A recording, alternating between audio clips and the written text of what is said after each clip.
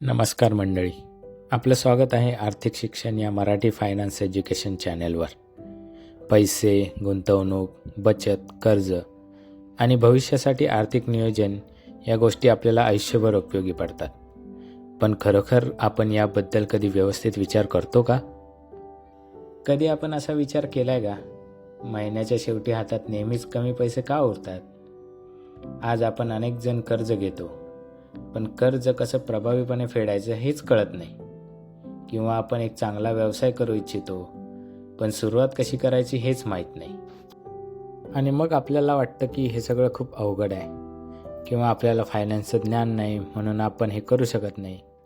पण खरी गोष्ट काय आहे माहीत आहे का? फायनान्स ही तशी अवघड गोष्ट नाही, ती आपल्या रोजच्या आयुष्याशीच जोडलेली आहे.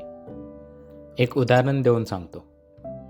उद्या जर तुम्ही बाजारात गेला आणि तुम्हाला 2 वस्तू दिसल्या, एक वस्तू महागडी आहे तर दुसरी तुम्हाला परवडणारी आहे. तुम्ही त्या दोन्ही वस्तूंची तुलना करता आणि त्यातून कुठली वस्तू घ्यायची याचा निर्णय घेता.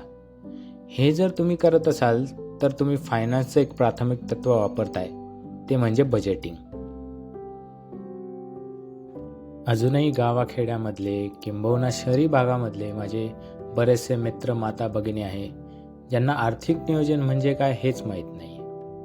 जेव्हा हातामध्ये पैसा येतो, ते पैसा नक्की कुठे गुंतवायचा याचीच माहिती नसते. म्हणूनच या चॅनलवर आपण फायनान्सचे असे सोपे नियम आणि तंत्र शिकणार आहोत, जे तुम्हाला स्वतःच्या आर्थिक आयुष्यात लागू करता येतील. माझे एकच ध्येय आहे, ते म्हणजे तुम्हाला आर्थिक स्वातंत्र्याचा मार्ग दाखवणे. तर या यूट्यूब चॅनलच्या माध्यमातून आपण नक्की काय शिकणार आहोत? पहिली गोष्ट म्हणजे तुमचं महिन्याचं बजेट कसं तयार करायचं. दुसरी गोष्ट, गुंतवणूक म्हणजे नेमकी काय, ती कुठे आणि कशी करायची. तिसरी गोष्ट म्हणजे कर्ज कसं घेऊ नये, किंवा घेतलं असल्यास त्या कर्जाचा निपटारा कसा करायचा. आणि चौथं आणि सर्वात महत्त्वाचं म्हणजे आर्थिक स्वातंत्र्य कसं मिळवायचं.